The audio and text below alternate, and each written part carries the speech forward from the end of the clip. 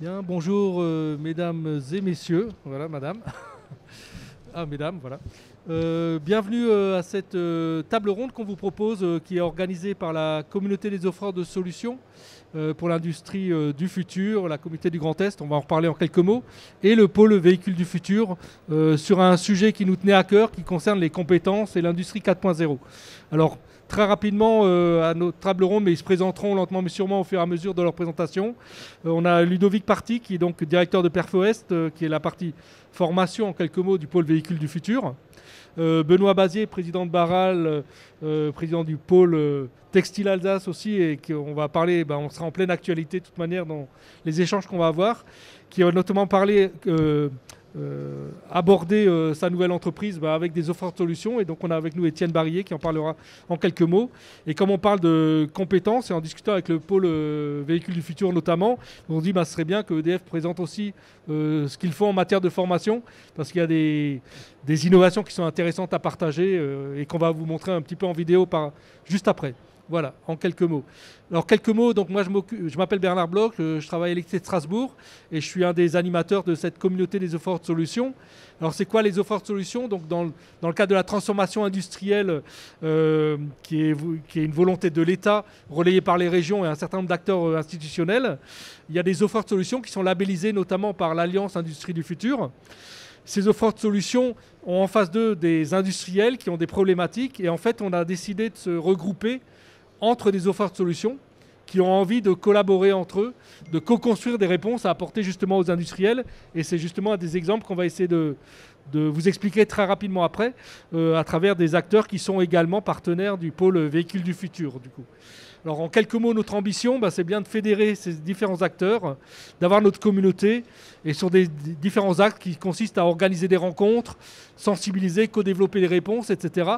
Et on a une nouvelle charte qu'on va signer dans dans une petite heure, et donc ce sera un rendez-vous qu'on vous donnera sur le stand des offreurs de solutions avec le lancement de notre nouvelle charte qui permet justement d'accueillir à la fois des offreurs de solutions, à la fois des personnes qui ont envie de collaborer pour essayer de participer à cette transformation industrielle, mais également des institutionnels, par exemple le pôle véhicule du futur ou d'autres, qui auraient envie justement de collaborer avec des offres de solutions, à la fois pour faire de la culturation, parce que ça fait partie notamment de cette table ronde, mais aussi d'autres actions de sensibilisation pour expliquer ce que c'est cette transformation industrielle qu'on propose à nos différents aux industriels sur le territoire du Grand Est notamment.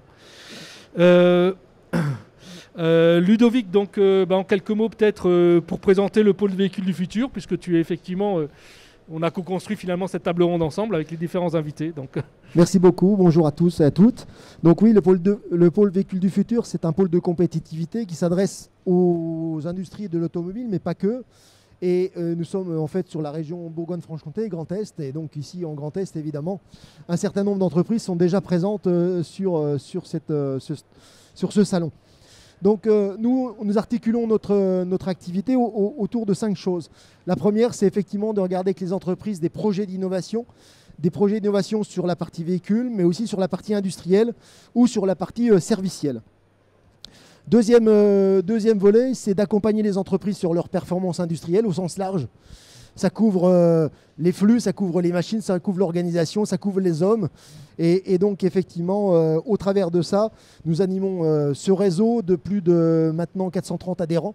Et donc, le but, c'est effectivement, au travers de ce réseau, de se faire connaître les entreprises, qu'elles se fassent confiance et qu'elles développent ensemble des projets collaboratifs ou non, sur des innovations et de pouvoir effectivement proposer aux différents donneurs d'ordre des solutions techniques et technologiques qui correspondent à leurs demandes. Mais c'est également former et faire monter en compétences. Donc le thème effectivement de ce sujet aujourd'hui qui nous est cher. Pourquoi? Parce qu'on considère que si un secteur, si une région ne propose pas des compétences aux entreprises, et bien du coup ces entreprises-là soit vont s'arrêter, soit elles vont disparaître, soit elles vont aller ailleurs.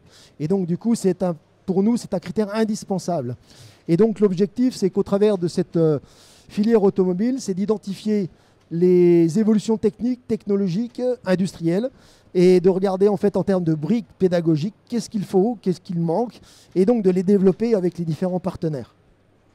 Donc que ce soit des partenaires lycée, école, école d'ingénieur, université. Donc plutôt formation initiale ou formation continue avec effectivement les pôles de formation, par exemple pôle de formation de l'UMM, entre autres.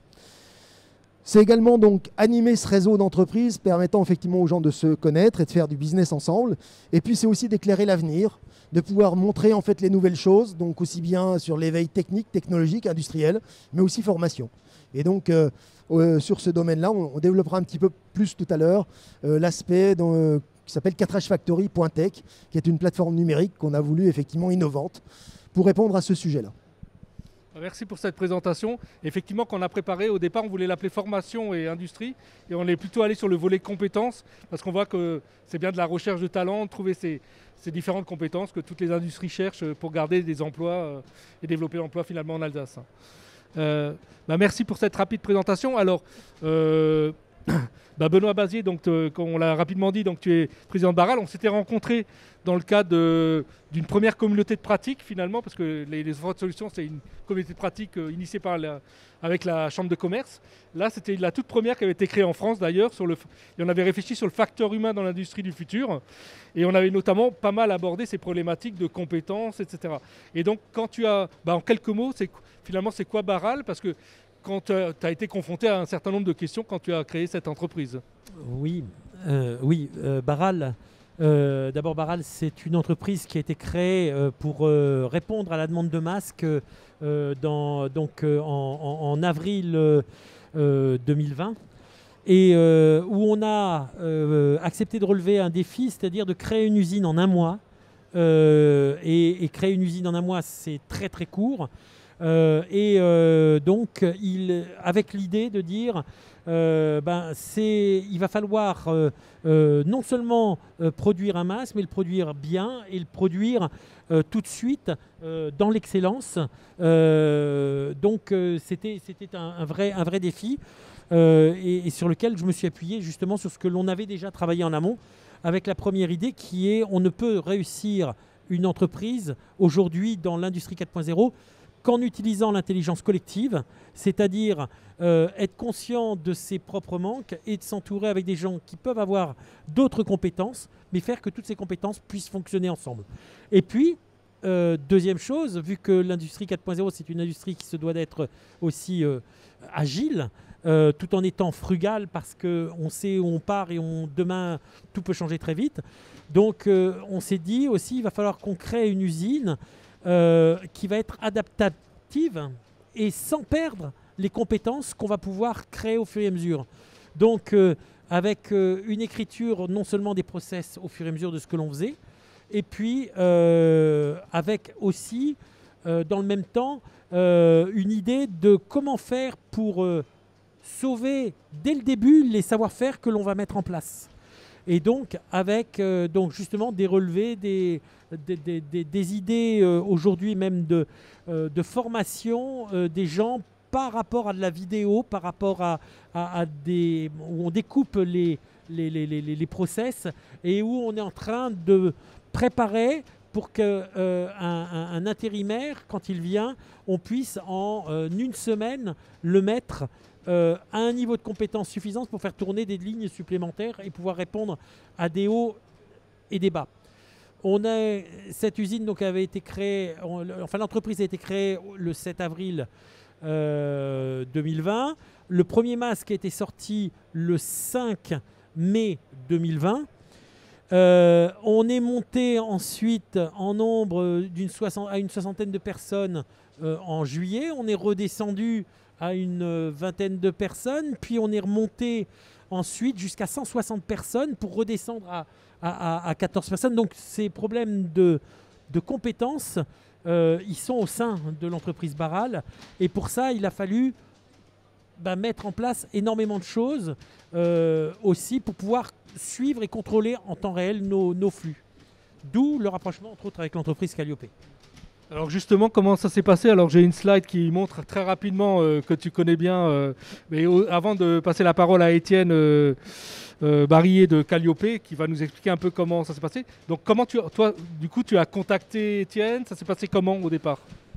Alors il se trouve qu'avec Étienne, on travaillait déjà dans mon autre entreprise ensemble en disant aujourd'hui on a une chance grâce à la data, c'est que si on analyse la data, c'est un moyen, il faut qu'on puisse cette analyse de data l'apporter à chaque ouvrier pour qu'il puisse comprendre ce qu'il va faire.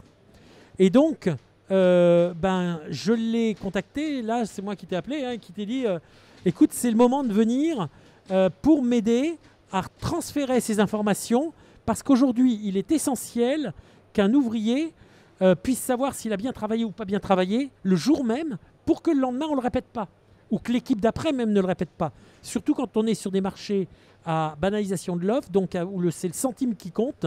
Et ce suivi de centime, il n'y a pas d'autre solution que d'être dans le temps présent.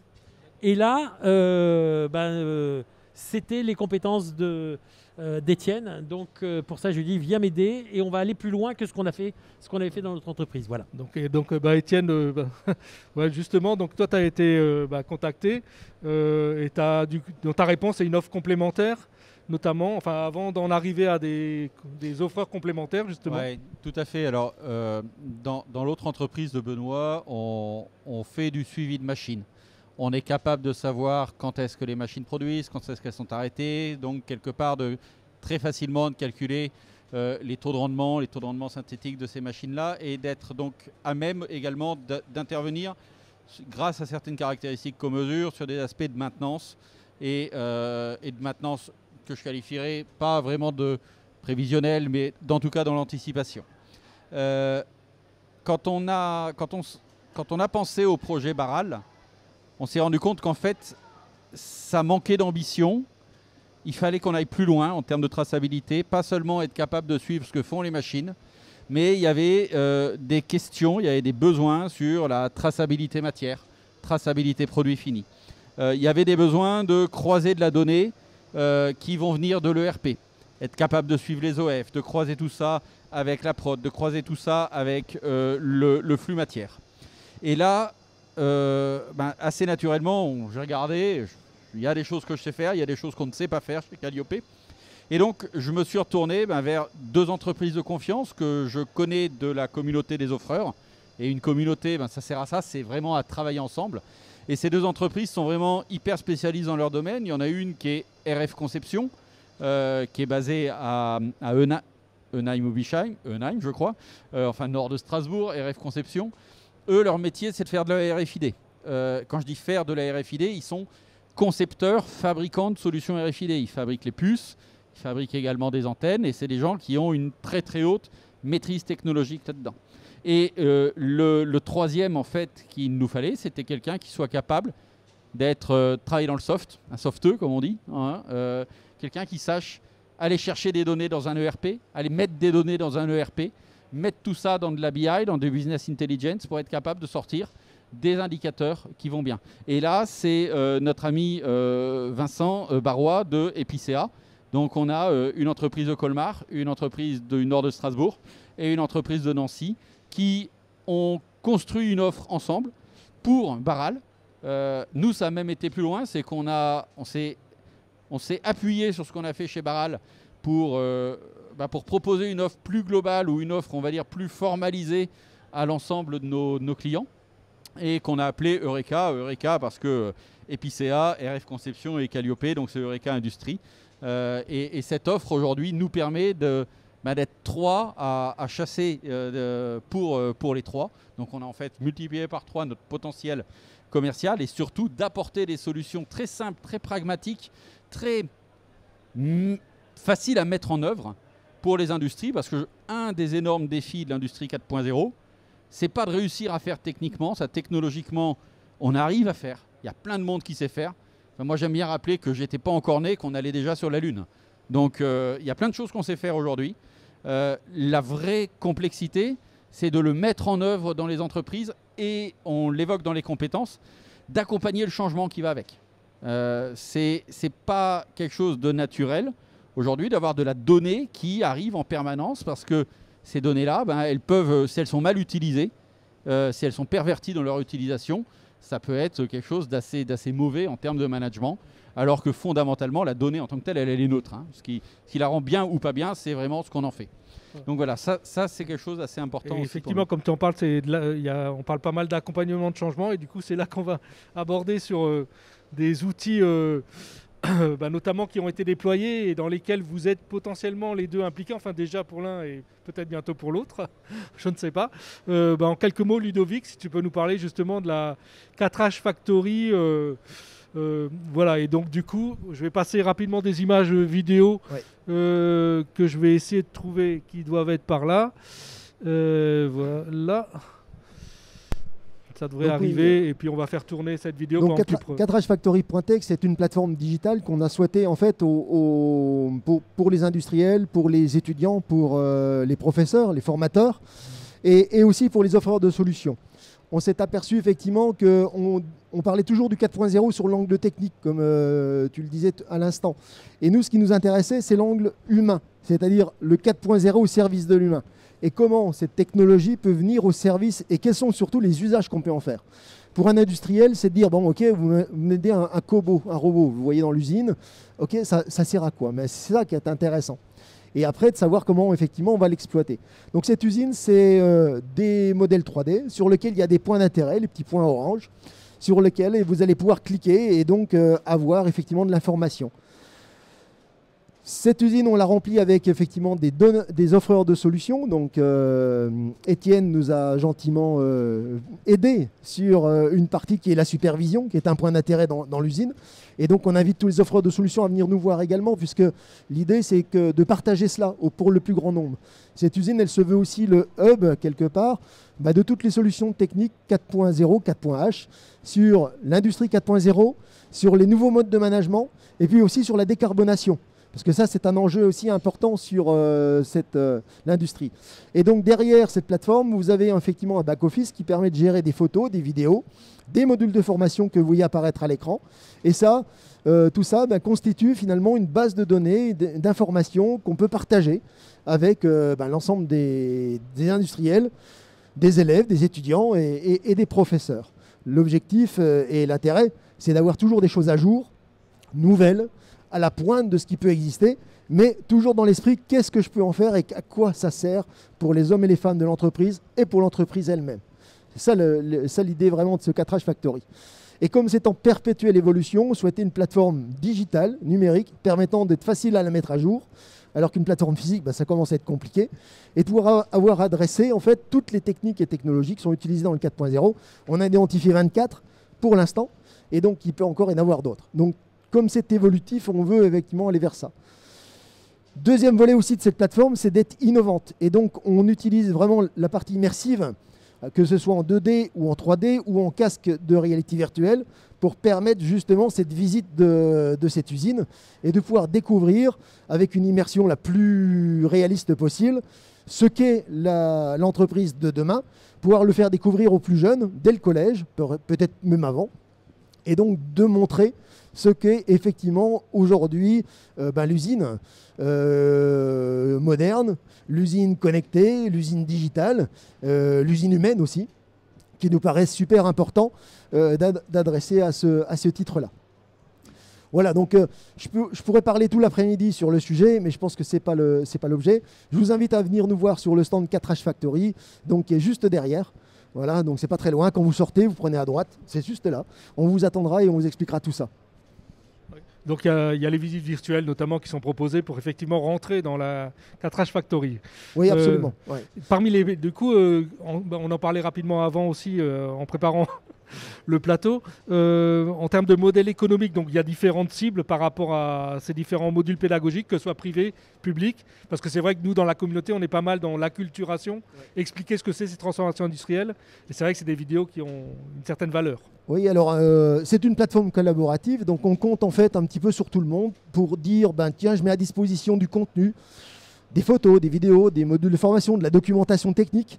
Et ça permet effectivement, organisé autour de, vous avez ces machines, de pouvoir donner du sens à tous ces éléments-là et de raccrocher à un industriel en disant, mais moi j'ai une machine de découpe, qu'est-ce que je peux faire d'intelligent sur le 4.0 avec une machine de découpe? Du coup, 4H Factory peut répondre à ça.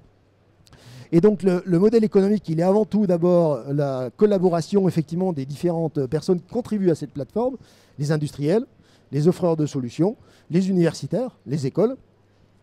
Et puis également, on a trois modèles, si je puis dire. Le premier qui est de dire, en fait, un offreur de solutions, il pourra mettre en évidence des choses dans la plateforme et en mettant, par exemple, en louant un espace d'exposition, en louant un bureau dans lequel il va mettre les choses qui le concernent, etc.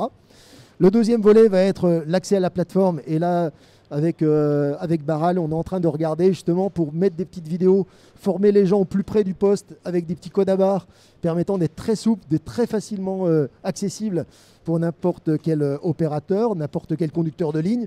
Et surtout de pouvoir mettre en œuvre des petites formations par les gens qui font. Un conducteur de ligne expérimenté, eh ben, il va pouvoir dire, voilà, moi je fais mon changement d'outil comme ça, et donc je le filme de cette manière-là, je le commente, et c'est lui qui met la vidéo en ligne. Et ça, c'est super, à mon avis, parce qu'on rend acteurs les gens. Et ça, c'est vraiment... cette plateforme permet de le faire, à notre avis. Et comme elle est en développement, du coup, on essaie de la développer pour ça. Hein. Donc vraiment au service des hommes et des femmes de l'entreprise. Et puis le troisième volet, c'est de pouvoir aussi concevoir des petits modules de formation, parce que les entreprises, ce n'est pas leur métier. Ils n'ont pas forcément le temps. Il faut qu'ils courent après les commandes, il faut qu'ils courent après les matières, il faut qu'ils puissent sortir les pièces en temps et en heure par rapport à des clients exigeants.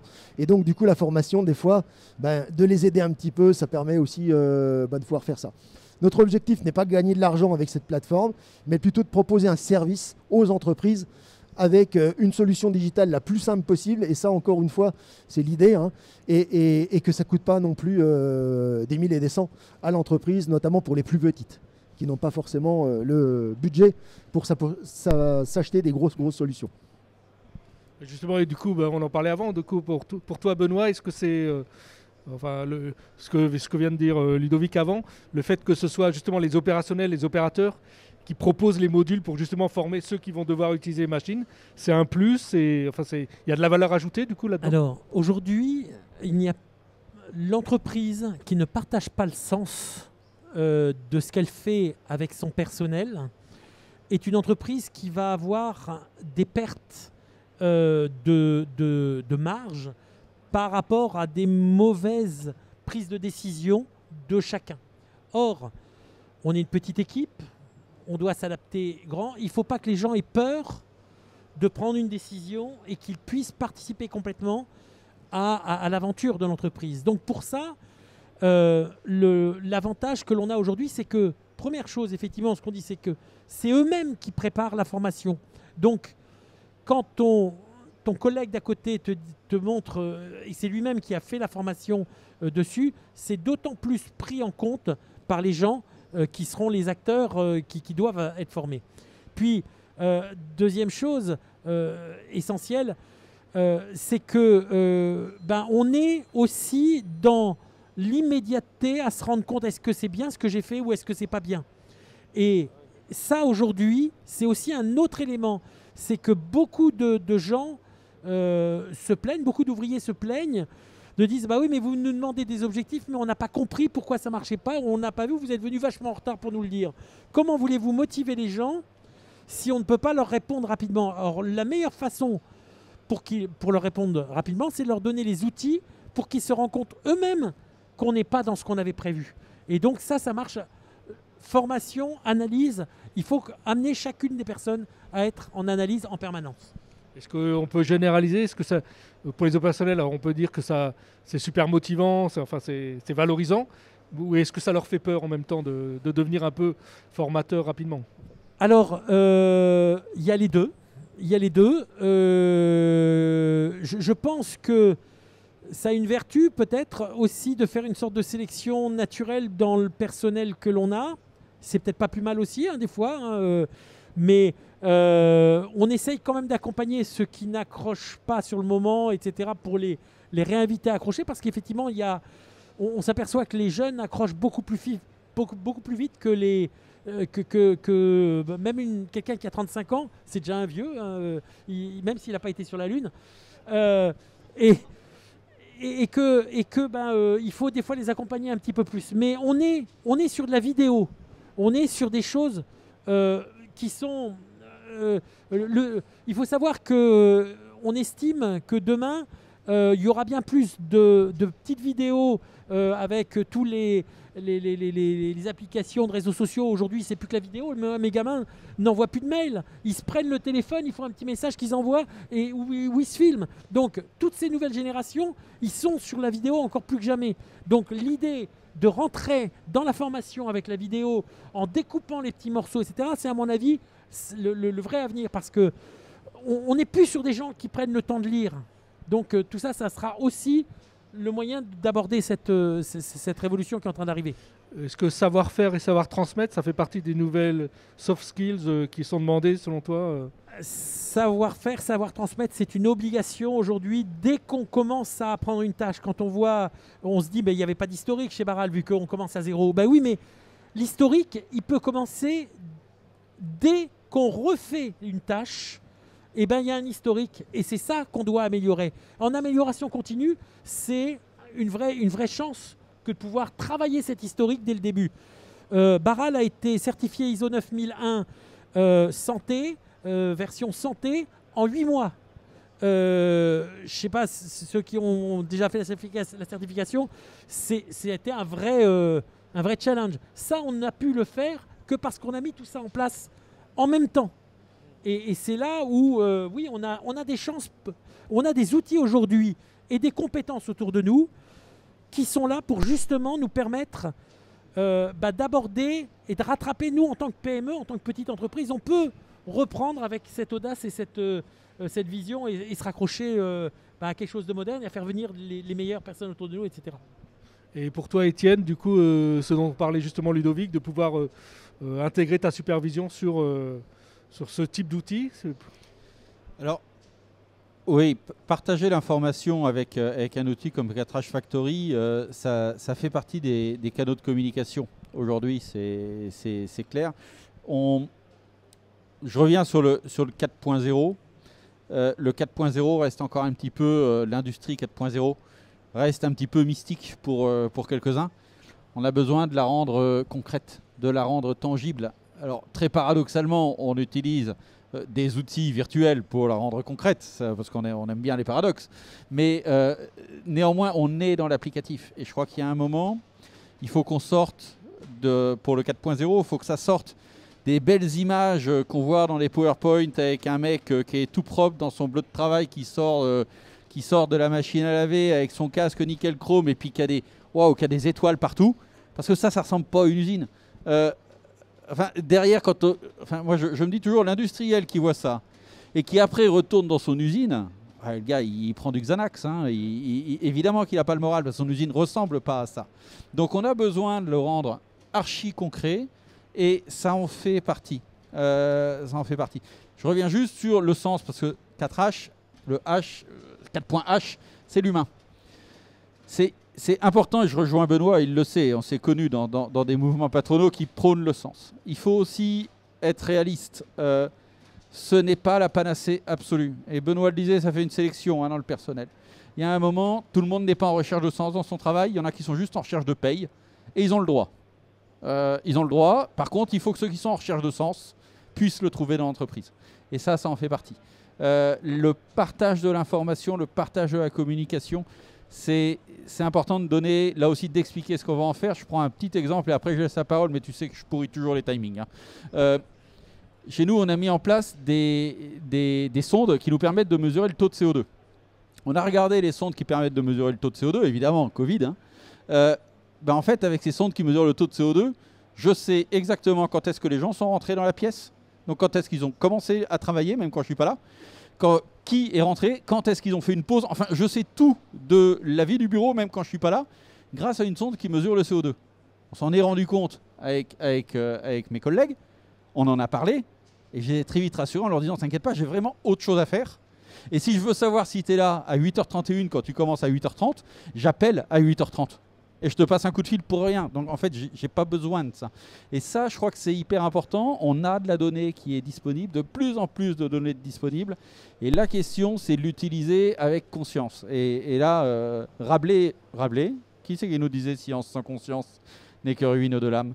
En tout cas, c'était quelqu'un de plus intelligent que moi. Moi, je me contente de le répéter. Mais je pense que ça a vraiment du sens dans le 4.0. Voilà, communiquons et expliquons où est-ce qu'on va. Alors pour expliquer justement le monde, Laurent, je te passe la parole. En quelques mots, donc tu travailles à la centrale de production de nucléaire de Cattenom dans le Grand Est. Et donc quand on a préparé la table ronde justement, c'est notamment, comme je disais avant, hein, le pôle qui m'a dit tiens, côté EDF, en termes de compétences, d'outils performants, ils sont plutôt intéressants. Donc tu vas nous présenter quelques outils, mais en quelques mots peut-être. C'est vrai que j'entends parler décarbonation, j'entends parler transformation numérique, j'entends parler d'humain. Et c'est vrai que moi je suis à l'ancrage territorial, donc c'est plutôt une relation à l'externe, mais aussi à l'interne au sein de la centrale de Cattenom. Je suis à la croisée des problématiques environnementales, des problématiques d'achats locaux, des problématiques d'innovation ou des problématiques de compétences. C'est un ensemble qui est assez complexe finalement à porter. Et quand Bernard m'a proposé de participer finalement à cette conférence, je me suis dit finalement ça croise beaucoup de sujets sur lesquels je suis aujourd'hui. Problématique de la pyramide des âges, finalement la centrale elle va avoir bientôt 40 ans. On a une partie des personnels qui sont arrivés à la construction qui sont partis, donc elles partent avec leur savoir. On a une problématique d'attractivité des métiers industriels, ça c'était avant le Covid. Maintenant, toutes les entreprises que je vois sur le territoire elles me disent j'arrive pas à recruter. Donc globalement c'est un problème aujourd'hui qui concerne tout le monde. Donc on a cette problématique-là de recrutement au quotidien. On a une problématique qui est structurelle finalement dans les organismes de formation, que ce soit formation initiale, formation professionnelle. Ils vont porter des formations qui ne sont pas forcément en lien avec les besoins des industriels. Donc on a des gens qui sortent finalement avec des bagages techniques très importants mais qui ne répondent pas à nos besoins. Ou inversement, on a des besoins où on n'a personne finalement en face pour les mettre à nos problématiques. Donc tout ça est un sujet qui est finalement compliqué. Et je me suis dit, qu'est-ce que j'allais pouvoir vous présenter aujourd'hui ? Donc je vais vous présenter quelque chose de concret finalement. Alors je vais vous parler rapidement de la centrale de Cattenom, vite fait, hein, mais juste pour que vous ayez quelques repères. C'est très rapide.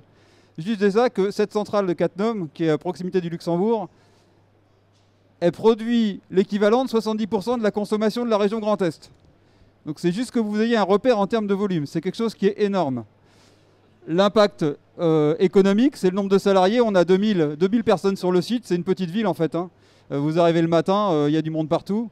C'est une fourmilière en fait. Et puis l'impact économique, c'est 110 millions de retombées économiques pour le territoire à travers différentes taxes finalement qui sont collectées à travers le site. On parlait de décarbonation, décarbonation nucléaire. Je crois qu'aujourd'hui la preuve n'est plus à le faire, tout le monde le dit. C'est 6 grammes de CO2 par kilowattheure produit. Je vais au paradoxe, c'est le charbon, où on est quasiment à 1 kg de CO2 par kilowattheure produit. Donc c'est juste pour que vous ayez quelques notions relatives sur ce qu'est une centrale nucléaire dans son environnement. Alors les sujets, je vais en proposer 3. Le premier, c'est une problématique qui est liée à la problématique nucléaire et au développement, finalement, comment intervenir dans un bâtiment réacteur. Un bâtiment réacteur, c'est quelque chose qui est contraint. C'est-à-dire qu'une fois qu'il va fonctionner, il va fonctionner pendant 18 mois et on ne peut plus rentrer à l'intérieur. Donc comment on va préparer les opérations de maintenance, finalement, pour pouvoir intervenir dans le bâtiment réacteur. Donc je propose à Bernard de passer un petit film et puis on échange en même temps juste après sur l'application qu'on a développée, qui est une application de réalité virtuelle qui s'appuie finalement sur les jeux vidéo.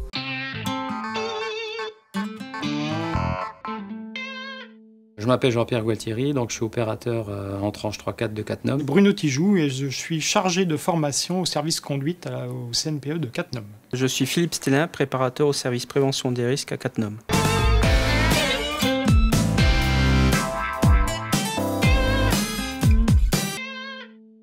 Le CNPE de Cattenom a été sélectionné comme site pilote par rapport au délai imposé par le développement de l'application et le début du grand carénage. Mon rôle a été de faciliter l'accès des prestataires qui ont pris les photos sur site, puis par la suite de tester l'application et de montrer les plus-values de l'application dans l'ensemble des services. J'étais la porte d'entrée sur le site.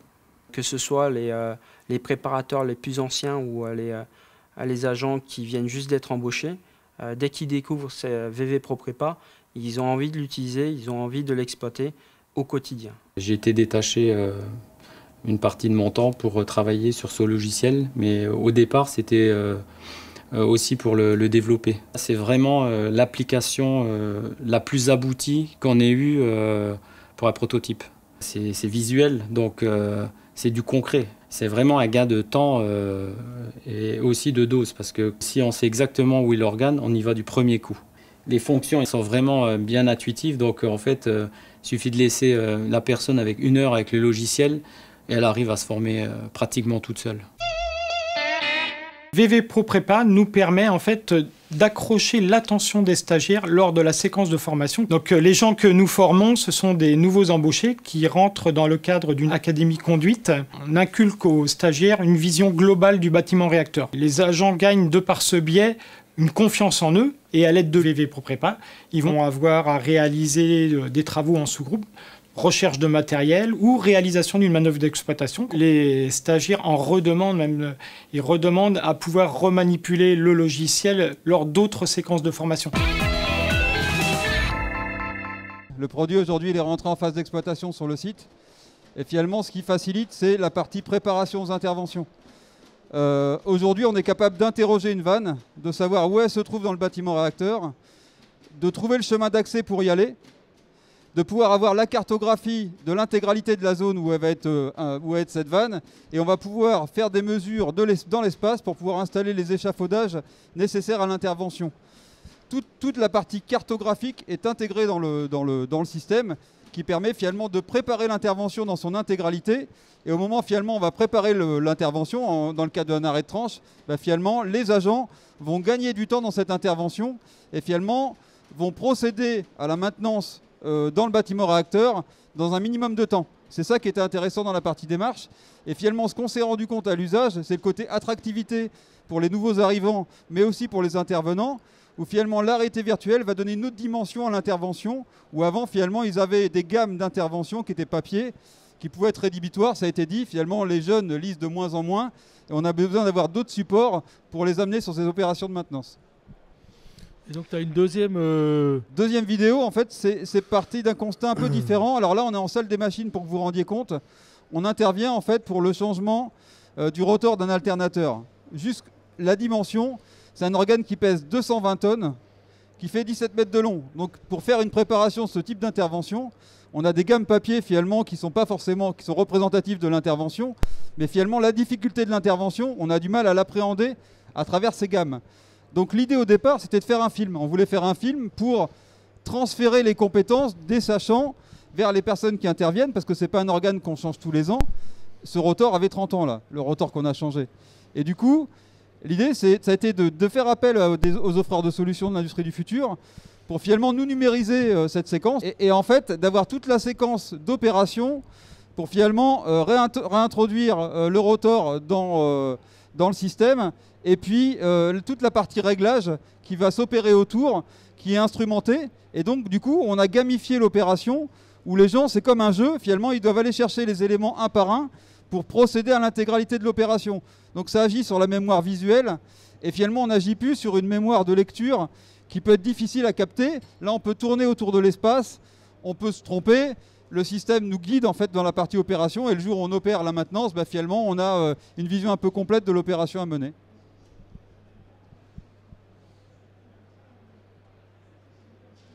Donc vous voyez, on met en place les virules, on met en place les élingues, et toute l'opération finalement est finalisée comme ça, jusqu'à la réussite complète de l'opération, finalement, qui permet aux opérateurs de se former plusieurs fois. Ils peuvent revenir sur les séquences, ils peuvent zoomer sur les séquences, ils peuvent tourner autour. Il y a un ensemble de détails qui est opérable, et ce qui est intéressant, c'est que cette opération-là peut servir à d'autres opérations sur la ligne finalement qui produit l'électricité dans la salle des machines à Cattenom. Donc c'est très très intéressant d'un point de vue transfert des compétences d'une personne à l'autre, parce que finalement ce qu'on a fait, c'est capitaliser les savoirs qu'on a transférés à travers une application qui est aujourd'hui opérationnelle et qui est développée par un offreur de solutions qui s'appelle Human Games, qui est basé à Nancy. Merci pour cette présentation. Là, on voit quand même que c'est gros industriel, c'est quand même pas léger financièrement, je pense, les réalisations dont tu viens de nous montrer, mais on voit bien la complémentarité. Puis je pense que peut-être tu peux réagir, Ludovic, par rapport à... La première, c'est de la R&D, donc au départ, ça coûte excessivement cher, parce que la partie, tout ce qui est mémorisation des images, la partie scan 3D a pris énormément de temps, donc ça coûte très cher. L'autre solution, ça a été fait par un offreur de solutions. On va dire qu'on est aux deux extrêmes, finalement, du coût d'applicatif pour développer des solutions opérationnelles. Ouais. Alors juste donner la parole juste à Ludovic, peut-être pour avoir juste une réaction avant de te... Je crois que tu as une dernière slide encore après. On voit, Je sais plus, ouais. on voit concrètement qu'effectivement, au niveau d'un monde industriel, la réalité virtuelle ou la réalité augmentée, puisqu'on superpose réalité augmentée, on superpose des images sur la réalité, aide énormément les opérateurs. Ça permet de les entraîner. Et effectivement, un rotor qu'on change tous les 30 ans, probablement qu'il y a des opérateurs ou des techniciens, des agents, qui le feront une fois dans leur vie. Et donc, du coup, ça permet de capitaliser ces choses-là. Alors, il est vrai que dans l'industrie plutôt automobile, c'est des séquences, des durées qui sont plus courtes, mais néanmoins, on a cette même logique. Et ça, c'est pour nous, ce qu'on voit, c'est aussi un point intéressant en termes d'immersion. On se posait la question en se disant, est-ce que la réalité virtuelle, l'immersion, comme on la voit, va réellement apporter quelque chose? On a mis en place des exercices sur un robot, pour la prise en compte d'un robot. Des gens qui fonctionnaient donc avec le physique, des gens qui ont fonctionné avec la réalité virtuelle. La réalité virtuelle a non seulement réussi aux personnes d'aller plus vite dans l'apprentissage, mais surtout, ils ont été beaucoup plus motivés sur la phase physique. Et ça, on ne s'y attendait pas du tout. Et donc, on voit bien qu'effectivement, les jeunes, tout ce qui est image, interaction, tout ce qui est jeu, finalement, gaming, leur parle beaucoup plus qu'une lecture d'un document. Et en plus, ils sont acteurs dans leur formation, dans leur auto-formation, puisque c'est quasiment presque porteur, on le disait tout à l'heure. Et ça, c'est un point important. Plutôt que de dire je subis la formation, c'est moi qui la pratique. Et là, c'est une approche qui est très très différente. Vous voulez peut-être réagir, Benoît ou Étienne? Oui, juste pour réagir, tu évoquais à juste titre l'aspect budget. Alors évidemment, quand tu vois une simulation où tu as l'impression d'être dans un jeu, et en fait il n'y a plus qu'un alien, tu vois, qui manque de sortir, et là il y a du budget. Par contre, il y a nécessité d'avoir du budget. Mais le fond du problème, la ressource qui est aujourd'hui la plus critique, avec les technologies qu'on a, et si on est capable d'accepter qu'une vidéo soit faite avec un iPhone, c'est pas le budget. La ressource la plus critique, ou les ressources les plus critiques, et ça c'est très paradoxal ce que je veux dire, alors la première, on peut s'en douter, c'est le temps. C'est-à-dire qu'il y a juste un moment, il faut savoir se poser ses valoches, réfléchir à ce qu'on va faire et formaliser. Et la deuxième ressource qui manque, c'est la procédure en tant que telle. C'est-à-dire qu'il y a plein de boîtes en fait où il n'y a rien d'écrit. Alors c'est bien beau de vouloir faire de la vidéo, mais il faut juste commencer par le début. C'est que quand on doit faire quelque chose, on l'écrit, on le trace, et après, honnêtement, tous les outils informatiques sont d'une accessibilité.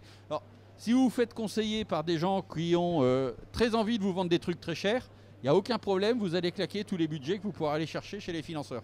Mais en fait, on a possibilité de faire des choses pas trop chères et avec des choses pragmatiques, du Office 365, avec un bon SharePoint bien géré, te permet déjà d'avoir à disposition des vidéos qui sont faites à l'iPhone, un petit peu à la one again. Et on touche du doigt déjà le 4.0, on va déjà faire des choses.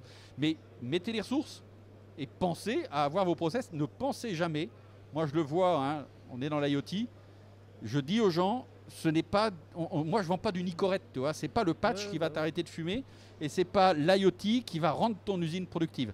C'est bien les process que tu vas mettre derrière, c'est bien les bonhommes, et nous ne sommes jamais que des outils et des courroies de transmission. S'il n'y a rien à transmettre, la courroie elle tourne dans le vide. Bon, je note qu'on est passé de Rabelais à Nicorette quand même. Benoît? Et moi je voulais rajouter un autre élément qui est auquel on ne pense pas, c'est que tout ça, ça a une valeur que l'on peut vendre à nos propres clients. Alors, l'expérience vécue dans mon autre entreprise, où on fait de la corde et de la ficelle, le fait d'avoir numérisé tout ça, d'avoir visualisé tout ça et de l'avoir expliqué à mes clients, j'ai fait des nouveaux clients qui sont venus être des gros industriels qui, en tant que PME, ne venaient pas forcément chez moi, mais m'ont dit « Monsieur, on va pouvoir gagner sur notre propre productivité parce qu'on sait qu'aujourd'hui, vous maîtrisez votre production. » Et donc, c'est comme ça qu'aujourd'hui, on a fait une progression de 17% l'année dernière sur des produits qui ne vivaient plus. Et donc, on reprend parce qu'on a une valeur à revendre à tous nos clients là-dessus. Et c'est vrai, alors on va y arriver parce que moi je suis à LXC Strasbourg, mais que ce soit EDF, cette prise de conscience de nos connaissances, de nos compétences, qui peuvent être justement des services à vendre, à proposer à nos clients, ça c'est clairement ce que développe EDF. C'était mon slide d'après en fait, globalement, que que tu as vendu avant l'heure, mais en fait, on a déposé un projet qui s'appelle Nuclearia dans le cadre d'un PIA régional qui a été validé par la région Grand Est, donc qui vient de démarrer. Et globalement, on est dans cet axe-là finalement. On a la problématique des grands donneurs d'ordre qui ont des besoins, des entreprises qui étaient évoquées tout à l'heure, des PME, des TPE, qui sont sous-traitantes de la filière nucléaire, qui ont envie de finalement lancer dans cette transformation numérique et de gagner en performance. Et puis, d'un autre côté, on a des offreurs de solutions qui ne connaissent pas grand-chose dans le milieu du nucléaire. On s'est dit, on va rassembler tout cet ensemble, finalement arriver à les faire travailler ensemble. L'industriel ou la PME dépose finalement le besoin qu'elle a. Et puis, à travers la plateforme, les offreurs de solutions vont se regrouper. C'est le principe de ce qu'on a mis en place ici dans la communauté sur le Grand Est pour répondre à ces besoins et développer ces solutions. La force du projet, c'est ça, c'est d'aller expérimenter ces solutions au sein de cette filière nucléaire sur l'ensemble de la chaîne de valeur, pas que dans les centrales nucléaires, parce que la spécificité de la région Grand Est, c'est qu'on est sur l'ensemble de la chaîne de valeur, de la production jusqu'au stockage des déchets. Et l'idée, c'est effectivement bien faire du business avec ça, c'est que les solutions qui auraient été développées, l'idée c'est de les mettre sur les marchés pour qu'elles soient utilisées par d'autres industriels. Et c'est bien ça la force du système, c'est qu'on expérimente, on le qualifie, on le valide et on le vend. Et donc c'est porté par Materialia, donc le coordinateur du projet, c'est effectivement Materialia. Il y a un consortium autour de 4 structures, donc Materialia, le JIMES qui regroupe l'ensemble des sous-traitants de la filière nucléaire dans le Grand Est, et Énergique 52-55 qui fait la même chose sur la Meuse et la Haute-Marne, et EDF. Et donc c'est cet ensemble qui va tirer toute la machine pour faire venir les offreurs de solutions et les faire travailler ensemble. Jean-François Camus, qui est ici présent, porte aujourd'hui le projet. Et moi, je vais aussi l'accompagner. Et finalement, c'est l'ensemble de l'écosystème, avec les offreurs de solutions, qu'on va réussir finalement ce challenge de continuer à faire du nucléaire une industrie d'excellence pour les années à venir. C'est un peu la démonstration qu'on voulait faire aujourd'hui entre l'exemple Barral avec les offres de solutions, les industriels, cet écosystème important. C'est aussi le cas pour la filière automobile, puisque Perfoest, finalement, c'est bien d'accompagner, d'accélérer, d'aider toutes ces transformations et qui enchaînent pas uniquement les constructeurs, mais bien toute la filière dont il est question. Voilà. Donc si vous avez des questions sur le projet, on est à votre disposition, Jean-François est là. On peut répondre à vos questions en tous les cas. Merci. Allez, on a pris du retard. S'il y a peut-être une ou deux questions, on ne sait jamais. Peut-être dans l'assistance. S'il n'y en a pas, je vous remercie à tous les uns et les autres pour ces belles présentations. On va enregistrer un replay qui sera proposé, donc il est en cours, et les supports et les vidéos seront présentés sur le site de la communauté des offreurs de solutions, dont on va signer la nouvelle charte dans une petite heure, dans quelques instants, même un petit quart d'heure, sur le stand de F16 de la communauté des offreurs de solutions. Pas loin, mais comme l'a dit effectivement Ludovic, n'hésitez pas en attendant d'aller voir sur le stand de Perfoest et du pôle véhicule du futur, plein de belles choses. Barral est également présent avec le pôle textile, n'hésitez pas à aller le voir. Et puis Étienne, les Epicea, RF Conception, est également présent sur l'espace des offres de solutions. En tout cas, merci à tous. Et puis à très bientôt sur nos sites ou sur nos stands. Vous êtes les bienvenus évidemment. Merci à vous.